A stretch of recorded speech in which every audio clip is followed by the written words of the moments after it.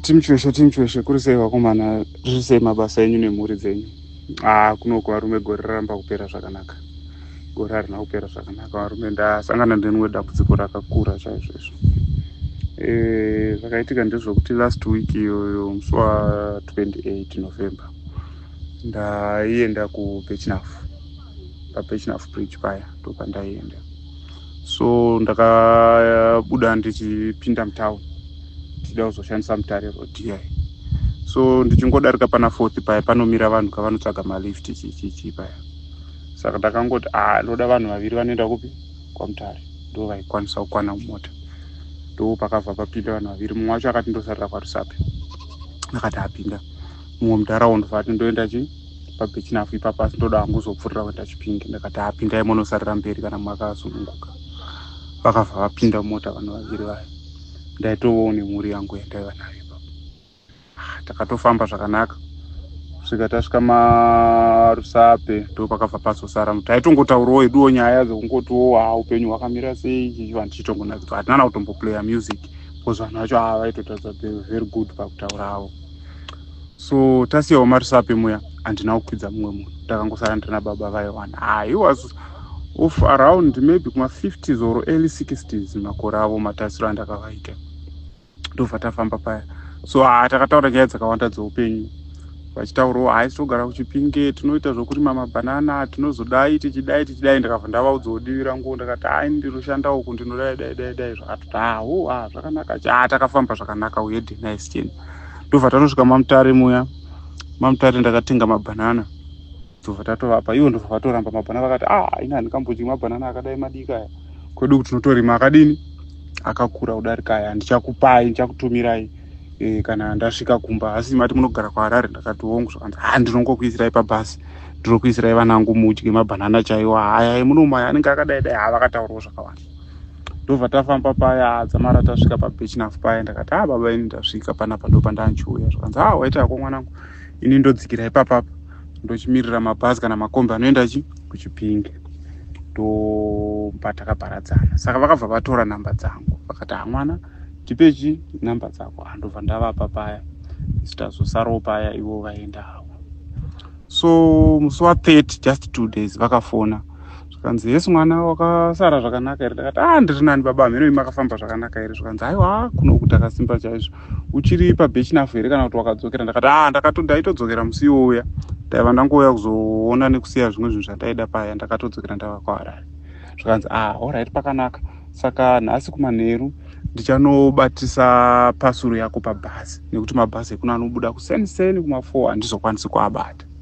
Ndobva ndangoti maita basa baba. Zvakanzi ndichakudza mutyairi wandirenga ndapa zvinhu, ndokupa nenhamba dzake.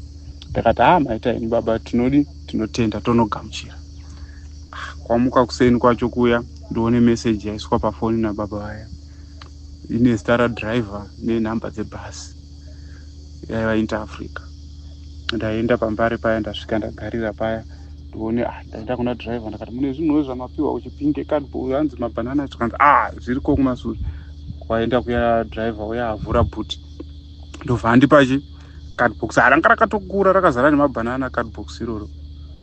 Saka pakadhibhokisi pacho paiva neimwe keji yanga iripo, yanga ine huku, yanga yagadzigwa newaya, yaiva nehuku 1 sheche yebrown yanga iri pakeji. Saka ranga keji racho ranga rakanoita zvokuti unoborerwa futi pakadhibhokisi, kubatanidzwa nekadhibhokisi kudai rakasungwa. Ndobva ndatoti kuna dhiraivha, ndakati ko iyi huku iyi ndeyani? Zvakanzi zvese tazvipiwa zvakadai, hausiona zvakasungirirwa pamwe chete, tatongozvipiwa zvakadai. Ndakati ndobva ndatora zvinhu zviya ndaisa mumota, ndasvika kumba ndaisa mabhanana uko, tatotanga hedu kudya mabhanana paya. Ndobva ndafona paya, ndakati reka ndifone nditese titende paya. Ndakati baba maita basa, mabhanana asvika. Vazukuru venyu vari kufara, vari kutodya mabhanana ende anonaka chaizvo. Zvakanzi unogotendei mwanangu?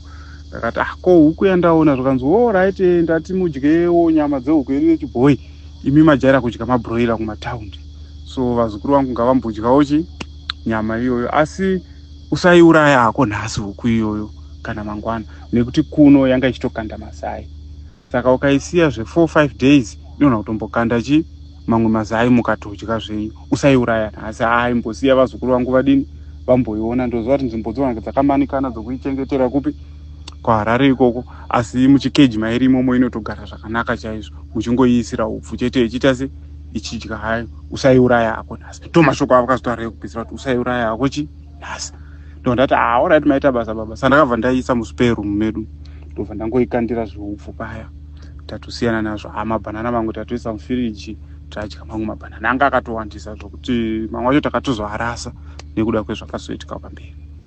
So mangwana acho kuseni ndakamuka ndakati ndikline murumu sezvo marara huku yeno nanga yaitira madororo pese pese pamukeji momwe anenge aenda pasi, sezvo keji yacho yanga isina kuvharwa pasi paya.